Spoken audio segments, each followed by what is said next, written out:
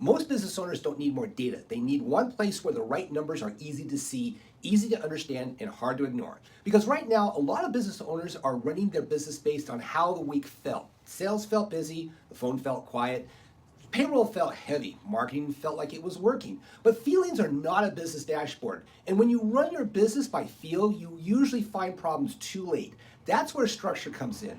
And it's also why programs like Action Coach's ABOS operating system are gaining traction right now, because they're not just about motivation.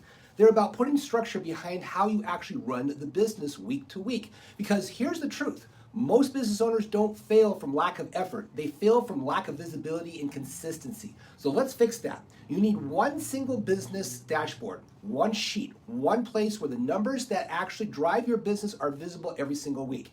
And when you pair that with a structured rhythm, like what ABOS is built around, you stop reacting, you start managing how. Now, before we get into the numbers, let me make something clear. The dashboard is not here to overwhelm you. It's not here to make you feel behind. It's here to help you make better decisions faster. That's it. A good dashboard creates clarity, and a system like ABOS makes sure that you actually use that clarity. So what goes on in one sheet? For most small businesses, it comes down to 5 sections: sales, leads, profit, cash, and operations. Now let's walk through it. Starting with sales, most business owners, they look at revenue first, but they don't use it correctly. Revenue alone doesn't tell you if the business is healthy. It just tells you where the money came in. What your dashboard should show is total revenue for the week, total revenue for the month, and whether you are on pace towards your goal. The phrase matters, on pace, because if your goal is $80,000 this month and you're sitting at $12,000 after week 1, then that tells you something early. And early is when you still have options. That's the difference between tracking and managing.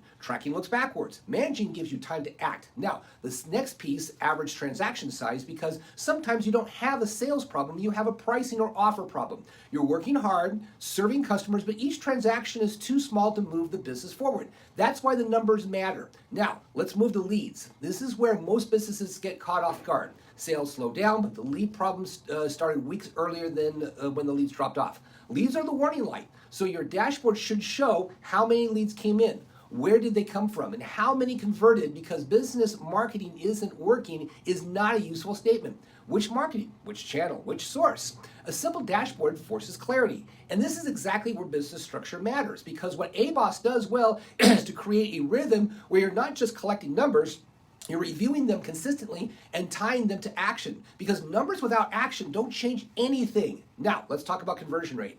If leads are coming in but sales are flat, the issue isn't traffic. It's what happens after the lead shows up. Follow-up, sales conversations, pricing, clarity, other structures. Now, why your dashboard needs all 3 together: leads, sales, conversion. Those 3 numbers tell you where the real problem is. Now, let's move to profit.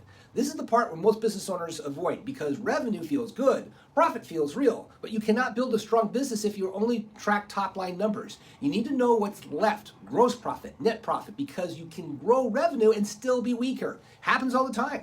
More sales, more work, more stress, same bank balance. That's not growth, that's just activity. Your dashboard helps you catch the things early. Now, let's talk about cash, because profit and cash are not the same. You can have profit on paper and still feel broke. So your dashboard should show cash on hand, money expected in bills coming up, and your cash cushion. That last one matters. How long can the business operate if sales slow down? That number might be uncomfortable, but it's necessary. And again, this is where systems like ABOS matter, because they don't let you ignore these numbers. They create accountability around them. Not pressure, accountability. Now, the last section, operations, because growth without systems creates chaos. So you need to track output, jobs completed, orders fulfilled, services delivered, customer issues, complaints, refunds, delays, and team capacity. And team capacity is simple: red, yellow, and green. Green, you're good. Yellow, you're stretched. Red, you're overloaded. If sales are growing and your team is red, something has to change. Hire, simplify, adjust pricing,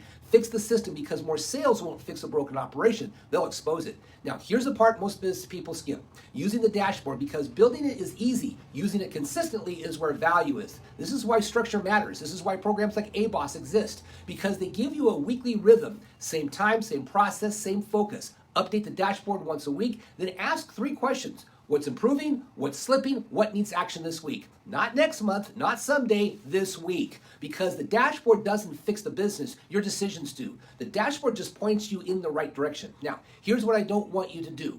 Don't overcomplicate this. Don't build a 20-tab spreadsheet. Don't track everything. Start simple. Sales, leads, conversion, profit, cash, operations. That's enough. And if you want to take it to a step further, this is where something like ABOS becomes useful because it takes the exact idea and wraps it into a system you actually follow, not just once, but every week, because consistency is what most business owners are missing. Not knowledge, consistency. So here's your move. Build your one-sheet dashboard. Keep it simple. Review it weekly. And if you need structure to actually stick with it, plug it into something that gives you that rhythm. Because most problems in business don't show up at all at once. They show up as small signals first. Your dashboard helps you see them. Your system helps you act on them. And that is a combination and where the real growth starts. If this helps, save it so you can build your own dashboard later. And if you're already tracking your numbers, comment with the one metric you check every single week.